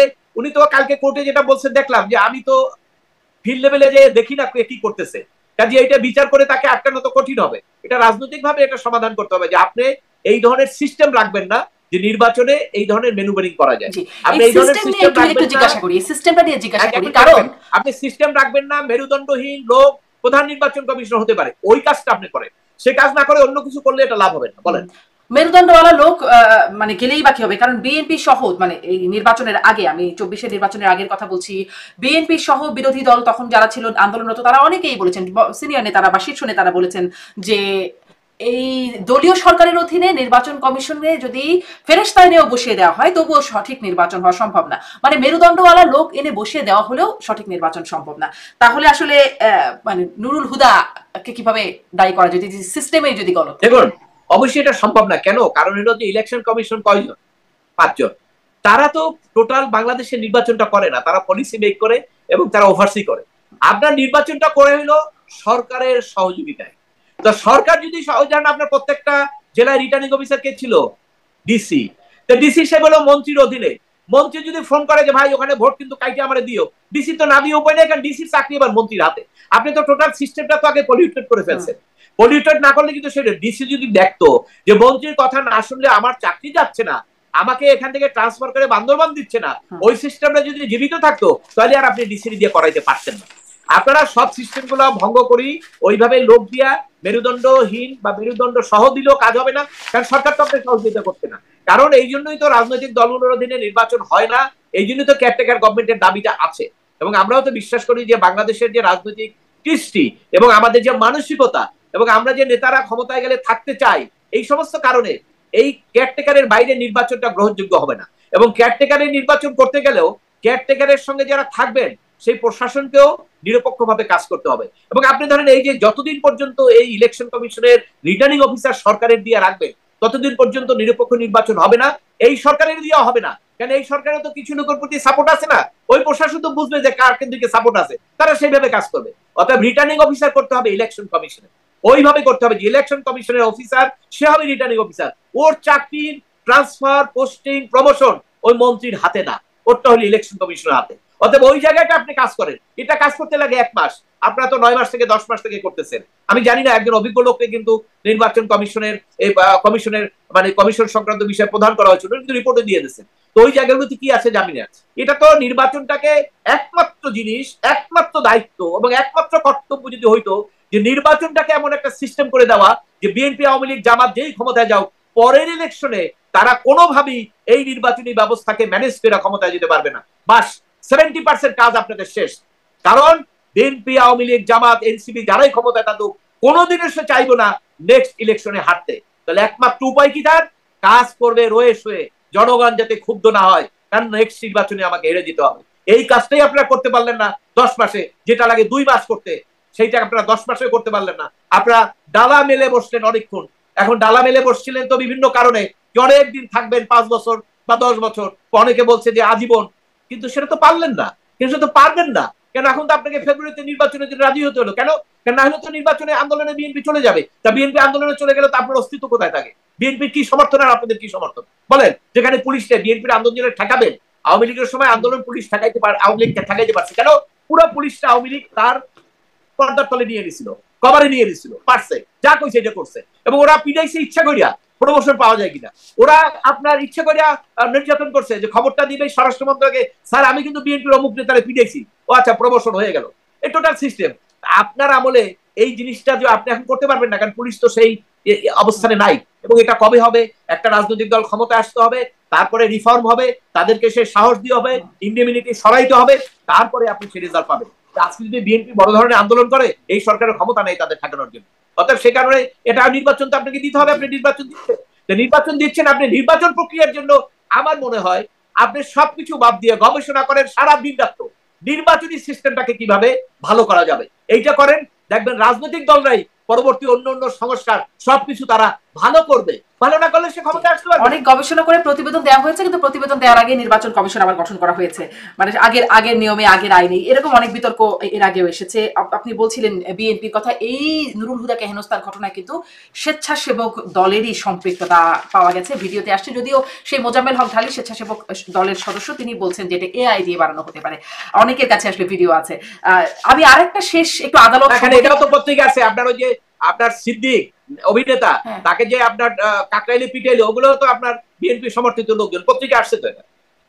জি জি, আসলে ভিডিও অনেক মানুষের হাতে এখন মোবাইল ফোন, সবাই একটা করে ভিডিও করে ফেলে। একটু এই শেষের দিকে একদমই শেষ প্রশ্নটি করতে চাই, আরেকটা একটু আদালত প্রসঙ্গে প্রশ্ন, যে আদালত প্রায় রায় দিচ্ছেন যে সাবেক প্রধানমন্ত্রী শেখ হাসিনার বিদেশ যাত্রায় নিষেধাজ্ঞা। কদিন আগে দেখলাম যে সাবেক পররাষ্ট্রমন্ত্রী হাসান মাহমুদ, তার বিদেশ যাত্রায়, তার এবং তার স্ত্রীর বিদেশ যাত্রায় নিষেধাজ্ঞা। আদালত এই রায়গুলো কেন দেয়? মানে তারা যে বিদেশে আছেন এটা আদালত জানে না? ওই যে বললাম জোয়ারে একটা কথা থাকে না, জোয়ারের পানি কিন্তু এই উপর দিকেই যায়, আবার ভাটা হলে পানি নিচের দিকে যায়। এখন আরো জোয়ার চলছে, কাজে এগুলো আপনি কোনো আইন থিওরির মধ্যে আনতে পারবেন না। একটা লোক, আপনি জানেন যে শেখ হাসিনা বিদেশে আছে, হাসান মাহমুদ বিদেশে আছে, অনেকের নাম তো স্পষ্ট, যাদের স্পষ্ট নাই সেটা ঠিক আছে আপনি দেন, কিন্তু যারা আপনি স্পষ্ট ক্লিয়ার হয়ে গেছে ইন্টারন্যাশনাল মিডিয়া, ন্যাশনাল মিডিয়া, আপনি জানেন, সেখানে এই হাস্যকর আদেশটা না দিলেই ভালো। কারণ এই বিচারক সম্পর্কে মানুষ তখন হাসির খোরাক সৃষ্টি হয় তাদের, এবং এটা লেখে পত্রিকা, এটা কিন্তু পত্রিকা রিপোর্ট হয়েছে যে ওনারা আছে বিদেশে, ওনাদের বিদেশ যাওয়ার উপর নিষেধাজ্ঞা। আপনি যদি দিতেনই তাহলে আপনি দিতেন যে দেশে আসার উপরে নিষেধাজ্ঞা, তাহলে একটা মিনিং থাকতো। এই ধরনের মিনিংলেস অর্ডারের অর্থটা কি? এবং এটা দুদক যারা আছে তারাও খুব অ্যাক্টিভ, তারাও দেখাচ্ছে যে আমরা খুব কাজ করতেছি, মানে আসলে কাজের কাজ কিছুই না, কিন্তু তারা দেখাচ্ছে আমরা খুব কাজ করতেছি। এই যে আইনজীবী যে দরখাস্ত নিয়ে কোর্টে গেলেন, ফিস নিলেন, এই ফিসটাও তো সরকারের বিনা ইয়েতে গেল, বিনা আপনার কাজে গেল, কারণ এটা তো কোনো মিনিংলেস। এই আবেদন তো করার দরকার নাই, সে তো বিদেশে আছে। যে বিদেশে নাই তাকে আপনি বলতে পারেন যে দেশে পলাই আছে, তাকে আমি দেই এমবার্গো, ইটস ওকে, সেটা ঠিক আছে। আর বিদেশে থাকলে আপনি বলেন যে দেশে আসতে পারবো না, এই এমবার্গো দেন। কিন্তু এগুলো দেওয়া তো একটা হাস্যকর, এগুলো দিয়ে আদালতকে আপনার হাস্যকর জায়গায় নিয়ে এখন আপনি বলতে পারেন আমি আবার ওই জায়গাটা কিন্তু আমি ডিফেন্ড করি, সেটা হলো আদালতের কিন্তু করার নাই কিছু। আদালত যদি আদেশটা না দেয় তো ওই আইনজীবীরা যারা কোর্টে আছেন তারা যে কালকে তাকে বলবে না যারা আপনি তো এর আগের সরকারের দোষর ছিলেন, এটার কি নিশ্চয়তা আপনি দিতে পারবেন? দিতে পারবেন না। অনেক তো দোষর ছিল না, শত্রুতার কারণে দোষর বানাই ফেলতেছে। এবং এটা তো একটা ভালো অস্ত্র। এখন আগে যেমন আগে ছিল আপনার একটা অস্ত্র ছিল জঙ্গি অস্ত্র, এটা আমরা তো অনেক মামলা পাইছি, তার ঘরে ওই আরবির বইটই পাইছি, আমি জামিন করাইছি, আরবির বই পেয়েছি, লিখেতেছে যে জঙ্গি। তা কোর্টে বললাম আরবির বই তো মুসলমানরা বাংলাদেশে পড়ে, এটা জঙ্গি হবে কিভাবে? তো ওই যে অস্ত্র হাতিয়ার, রাজনৈতিক হাতিয়ার, এখানে এগুলো হলো হাতিয়ার। এখন জজ সাহেব যে করবে, জজ সাহেবকে আপনি প্রোটেকশন দেন। আজকে চিফ জাস্টিস ডিক্লারেশন দেন আমার কোন জাজের উপরে যদি কোনো রকম অন্যায় অবিচার কোনো রকম ইয়ে করা হয়, আই উইল সি, আমি আমার ক্ষমতা বলে তাদেরকে আমি ছাড়বো না। ওই সেরকম ঘোষণা দেন নাই। রাষ্ট্র আইন উপদেষ্টা বলুক, ওই আইন উপদেষ্টা তো বলেন না, বরঞ্চ এই যে আপনার যাদেরকে সরকার হেনস্থ করতে চায় তাদেরকে রিমান্ড দিলে, তাদেরকে কোর্টে হেনস্থা করলে সরকার তো খুশি হয়। এই যে আইন উপদেষ্টা কথা বলছিলাম, আইন উপদেষ্টা একটা প্রশ্ন একটু আগেও করতে চাইছিলাম। আগে তো বাড়িঘর ভাঙছে, নির্যাতন করছে, আগে কিছু বলেও না। আজকে দেখছেন কালের কণ্ঠে রিপোর্ট, এই মব সন্ত্রাস করে 54 জন লোককে হত্যা করা হয়েছে, কিন্তু আগে কিছু কিন্তু বলে নাই। এখন ইদানিংকালে সরকারের পক্ষ থেকে বলা হয় যে আমরা এটা কেয়ার করবো না, এটা একটা গুড সাইন, কিন্তু আমরা অ্যাকশন চাই। অ্যাকশন না হলে আপনি বন্ধ করতে। আইন উপদেষ্টা সম্পর্কে একটু জানতে চাইবো। উপদেষ্টা মাহফুজ আলম তিনিও বলেছিলেন, কিন্তু তারপরে তাকে একদমই এখন আর নিষ্ক্রিয়, মানে তাকে আর দেখা যায় না গণমাধ্যমে। নিষ্ক্রিয় না বললেও যদি বলি সোচ্চার দেখা যায় না গণমাধ্যমে, আগে তাকে সব সময় দেখা যেত, এখন দেখা যায় না। এটিও কেন, এটাও একটা প্রশ্ন। কিন্তু আইন উপদেষ্টা যে প্রশ্নটা নিয়ে আমি আপনার কাছে জানতে চাই, তিনি বলেছেন যে মামলা করতে বাধা দিতে পারে না সরকার, যে কারো বিরুদ্ধে যে কেউ মামলা করতে পারেন, মানে মামলা যে কেউ করতে পারে এবং সেই মামলা করা মাত্রই পুলিশ নিতে হয় বা নেয়। এটাই কি আসলে আইনটা কিরকম? আমি যদি আজকে আপনার বিরুদ্ধে বা আপনি যদি আমার বিরুদ্ধে চুরির মামলা করেন, হত্যা মামলা করে দেন, হয়ে যাবে মামলা? না শুনেন, আমি আপনাকে বলি, সেটা হলো এইটা সিআরপিসির একটা প্রভিশন। আপনি যখন একটা মামলা করতে যাবেন, মানে কি একটা অপরাধ হলে, কোনো অপরাধ হলে আপনি একটা দরখাস্ত নিয়ে গেলেন যে এই হয়েছে, সেটা তো পুলিশ দেখবে না। মামলা করতে গেলে পুলিশের দায়িত্ব এফআইআর লস করা, কারেক্ট। কিন্তু আপনি মামলা করতে গেলে সেই এফআইআরটা যে লস করবেন, আপনি যে যাচাই বাছাই করবেন বা একটু দম নিবেন, যেন গেলেন সাথে সাথে ভাই আমরা দেখতেছি ঘটনাটা করি, কোথায় হইলো একটু খবর নেই, এই সুযোগ তো পুলিশের নাই। কেন আপনি এই মামলায় প্রথম মামলাটাই কিন্তু লালবাগ থানায় এইরকম 400 লোকের মামলা, ওসি সাহেব একটু বলছিল যে দেখি, পরে দেখেন না এনসিবির ছাত্ররা ওখানে ঘেরাও করে ওই ওসি রে তো সরাইছে, এর মধ্যে তার মধ্যে মনে মামলা হয়েছে, হয়তো ওই মার্ডার টেস্টে হয়তো ঢুকে পড়ছে। তা এই তো এটা তো শোনেন, বাতাস তো একবার দিলেই হয়, বাতাস তো বেশি লাগে না। আপনি তো একটা বাতাস দিয়ে দিয়েছেন, এখন কোন ওসি তো আর সাহস পাবে না। ওসির কি দোষ? ওসিও ওইভাবে মামলা নেয়। এবং এখন তো একটা আলোচনা আসছে, মিডিয়াও এসছে যে যারা দালালি করে এই টাকা আদায়, তার সঙ্গে পুলিশও সংযুক্ত হয়ে গেছে। 400 দিলে বলে ঠিক আছে দাও, ওর মধ্যে 300 লোকের কাছে যে চাঁদা চায়, 5 লাখ দাও, 3 লাখ দাও। আমি তো আমার নিজস্ব ক্লায়েন্টই আছে যাদের জন্য আগাম জামিনের জন্য আমরা আবেদন করেছি, প্রত্যাহার করে নিয়েছি আমি, কিন্তু তারা ম্যানেজ করেছে ওই বাদীকে টাকা দিয়ে, সে বলছে ঠিক আছে লিখিত দিলাম। কিন্তু আদালতে আমার আসার দরকার নাই, কারণ আদালতে তো বিচার আগাম জামিন চাইলে আপনি আগাম জামিন দিচ্ছেন না। 5ই আগস্টের আগের ঘটনায় বলেই দিচ্ছেন 5ই আগস্টের আগের, আমি শুনবো না। আদালত কি বলে শুনেন, 5ই আগস্টের আগের ঘটনার আগাম জামিন আমি শুনবো না, এটা আদালত সরাসরি বলে। তাহলে এখন 5ই আগস্টের আগের বিচার ব্যবস্থা আর এই বিচার ব্যবস্থা আপনি এই কথার মধ্যে দিয়ে বের করেন যে আমার কি উন্নতি হয়েছে না অবনতি হয়েছে, তাহলে কোথায় যাবে মানুষ? তখন আমি আগাম জামিন প্রত্যাহার বললাম আপনি ম্যানেজ করেন, তখন সে বাদীকে বাধ্য হইয়া তাকে দিয়ে লেখাইয়া এফআইআর দিয়ে দিল যে ঠিক আছে আমি ওনাকে ভুল বশত দিয়েছি। এখন আইন উপদেষ্টা যেটা বলছেন একাডেমিক কথা, যে কেউ মামলা করতে পারে, কারেক্ট, কিন্তু মামলাটা তো যাচাই বাছাই করবে পুলিশ। পুলিশকে তো সেই সুযোগ আপনি রাখেন না। এবং মামলাটা কে করতেছে? আপনার দলের, আপনার সমর্থিত বলতে কিন্তু আমি শুধু এনসিপি বুঝাচ্ছি না, এনসিপি জামাত যত আছে, মানে আগের সরকার ছাড়া অন্য সবাই কিন্তু বর্তমান সরকারের সমর্থক। কাজে তা পুলিশ তো তাদেরকে সেইভাবেই দেখে, তারা সমস্ত দলই তো তারা মিটিং এ যাচ্ছে, একত্রে সংস্কার করবে, সবকিছু করছে না তারা, অর্থাৎ তাদেরকে সরকার হিসেবে দেখে, অর্থাৎ পুলিশের ওই ক্ষমতা নাই। কিন্তু যেটা আগে যেটা মিনিস্ট্রি একটা সার্কুলার দিয়েছিল, এটা খুবই যথার্থ ছিল, এটা ন্যায় বিচারের পক্ষেই ছিল, যে মামলা হইলেই তাকে গ্রেফতার না, যাচাই বাছাই করে দেখো, এবং সেই ক্ষমতাটা থাকা উচিত। কিন্তু আপনি যাচাই বাছাই করে দেখার পরে আমরা গত কয়েকদিনের মধ্যে আমি খবর পেয়েছি 400 নম্বর আসামি, তাকেও আপনি গ্রেফতার করে সে ওইভাবে চলে আসছে। এবং এই সাংবাদিক বলেন, অন্যান্য সাধারণ বলেন, তারা তো ওইরকম আসেনি, তারা কোর্ট কিন্তু কোনো রিলিফ দিতে পারে না, তারা রিলিফ দিলে কিন্তু তার বিপদ আছে, অর্থাৎ রিলিফ দিতে পারে না। তাহলে এখানে আমি কি বলবো? আইনের শাসনের ব্যত্যয় বলবো, না আমার আইনের শাসন নিশ্চিত হয়েছে আমি বলবো? কোনটা আমি বলবো বলেন? আমি তো আইনজীবী হিসাবে আমি আমার মনের কথাটাই বলবো। আমি তো মনে করি না যে আমি এখানে কিছু গোপন করা উচিত, কারণ গোপন করাটা হবে আরো রাষ্ট্রের জন্য বড় ক্ষতিকর। আমার কথাগুলো যদি রাষ্ট্রপ্রধানরা শুনেন, আমার কথা যদি প্রধান বিচারপতি শুনেন, আমার কথাগুলো যদি আইন উপদেষ্টা শুনেন, তাদের মনে যদি একটু দাগ কাটে যে হ্যাঁ দেশে কি আইনের শাসনের এইরকম দুরবস্থা, তারা যদি কোনো পদক্ষেপ নেন অবশ্যই সেটা দেশের জন্য উপকার হবে। এই জন্য এটা কি আমার দায়িত্ব না? আপনি অখুশি হতে পারেন, আপনি পছন্দ না করতে পারেন, কিন্তু আমি তো একজন সচেতন নাগরিক, আমি তো একজন সিনিয়র আইনজীবী, আমি যদি এটা বলে না যাই তাহলে কে বলবে? এই জন্য আমার দায়িত্ব আমি পালন করছি। আজকে দেখেন বিচার ব্যবস্থা, আইনের শাসন দুর্বলতা দেখা দিয়েছে, ন্যায় বিচার নিশ্চিত হচ্ছে না, এটার ব্যাপারে রাষ্ট্রের দায়িত্ব আছে। রাষ্ট্র সঠিক দায়িত্ব পালন করুন, নাহলে কিন্তু রাষ্ট্রে যারা আছেন তারাই ক্ষতিগ্রস্ত। তাহলে অ্যাডভোকেট মনজির মোর্শেদ যদি সামারি করি, আপনি বলছিলেন পুলিশের অসহায়তার কথা, বিচারকদের অসহায়তার কথা বা আদালতের অসহায়তার কথা, একরকম আইনজীবীরাও কোথাও কোথাও অসহায়তার কথা বলছিলেন, এবং আপনি বলছিলেন কার ঘাড়ে কয়টা মাথা, তাহলে কি একরকম মাথাহীন হয়ে যাচ্ছে আমাদের রাষ্ট্র? এই জন্যই আমি এর আগেও বলেছি, প্রায় আরো 3-4-6 মাস আগেও আমি বলেছি, দেখেন যা হচ্ছে দেশের জন্য ভালো হচ্ছে না। দেশের জন্য ভালো, তাহলে আমাকে বলবেন পথটা কি? একমাত্র পথ ইমিডিয়েটলি একটা জেনারেল ইলেকশন, অবাধ নিরপেক্ষ নির্বাচন দেওয়া, নির্বাচনের মাধ্যমে জনগণের, কেন এবারে নির্বাচনটা তো কাইটা হবে না, এটা তো কেউ বিশ্বাস করবে না, তাই না? আমরা দেখতে চাই সেটা। সেই নির্বাচনে জনগণের প্রতিনিধিরা যারা আসুক, তাদের ব্যাকগ্রাউন্ড কি, পিছনে কি আছে এটা দেখার দরকার নাই। আসার পরে আপনারা যারা দেশের ভালো চান আপনারা ভ্যানগার্ড হিসেবে থাকেন, এবং নির্বাচনী ব্যবস্থাটা আপনি নির্বাচন দেওয়ার আগে, কেয়ারটেকার তো রিভাইভ হয়ে গেছে, তাই না? কেয়ারটেকার তো সুপ্রিম কোর্টের জাজমেন্টের পরে রিভাইভ হয়ে গেছে। কেয়ারটেকার আপনি ভালো ভালো লোক দিয়ে কেয়ারটেকার গভর্নমেন্ট ফর্ম করে, মেরুদণ্ড যাদের আছে, যারা ওই রকম ধমক দিলে কথা শুনবে না, আর ওই আপনাকে মব সন্ত্রাস নিয়ে আসবে দেখে তারা চুপ করে যাবে তা না, এরকম লোক আছে বাংলাদেশে। তাদেরকে নিয়ে নির্বাচন কমিশনের তত্ত্বাবধায়ক সরকার করে নির্বাচনটা তাড়াতাড়ি দেন ইমিডিয়েটলি।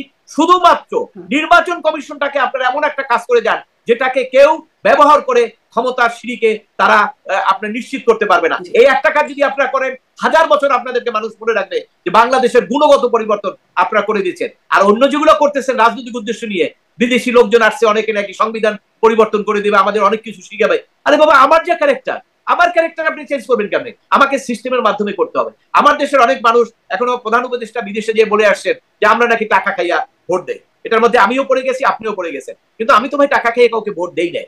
কিন্তু দুর্ভাগ্যবশত আমার রাষ্ট্রপ্রধান যখন বলছে, এটা তো আমাকে মাইনে নিতেই হবে। এখন আমার এই চরিত্রটা পরিবর্তন করে কি আপনারা সংস্কার, সংবিধান ওইটা যা করতেছেন ওগুলো দিয়ে করতে পারবেন? তা পারবেন না। আমাকে সিস্টেমে নিয়ে আসেন যে টাকা খাইয়া ভোট দিলে তার 5 বছর জেল হবে, এবং এই সমস্ত আইন করেন। এগুলো আইন করেন নির্বাচন কমিশনের টোটাল সিস্টেমটাকে, রিটার্নিং অফিসার হবে ইলেকশন কমিশনের, সেই লোকগুলোর দরকার আপনি নিয়োগ করে দেন ডাইরেক্ট। এখন 500 লোক নিয়োগ করে দেন। নির্বাচন কমিশনের সমস্ত নির্বাচনী কাজ ইলেকশন কমিশন করবে। ইলেকশন কমিশন উপরে তো সরকারের কোনো হস্তক্ষেপ নাই। ইলেকশন কমিশনের সরাইতেও পারে না সরকার। সচিবরা যেমন সরাইতে পারে, ওনারা সরাইতে পারে না। ওনাকে সরাইতে গেলে আমাদের সুপ্রিম জুডিশিয়াল কাউন্সিলে যাইতে হবে। তো সেটা তো একটা প্রক্রিয়া, সেখানে তো আপনার অহেতুক অভিযোগ দিলে হবে না। অতএব সেই ক্ষেত্রে উনি তো স্বাধীনভাবে কাজ করতে পারবেন। নির্বাচন কমিশনটাকে আপনি পুরোপুরি স্বাধীন করে দেন। ব্যালটে ভোট হোক, জনগণ যারা দেয়, জনগণ যদি একটা খারাপ দলকে ভোট দিয়ে দেয়, সাফার জনগণ করবে, তাদেরকে হিসাব করতে দেন। এবং এটা হয়তো আমাদের যদি নির্বাচনী সিস্টেমটাকে আপনি ভালোভাবে ঠিক করে দেন, এক টার্মে বেশি আমি মনে করি না যে আমাদের ভালো হইতে সময় লাগবে। কেন, ওই যে রাজনীতিবিদদের একটা জায়গায় তারা সবচেয়ে বড় সুবিধাটা পায়, নেক্সট ইলেকশন আমি চলে আসছি, এই জবাবদিহিতার বাইরে গিয়ে অন্যায়, অবিচার, গুলো সবকিছু করতে পারে।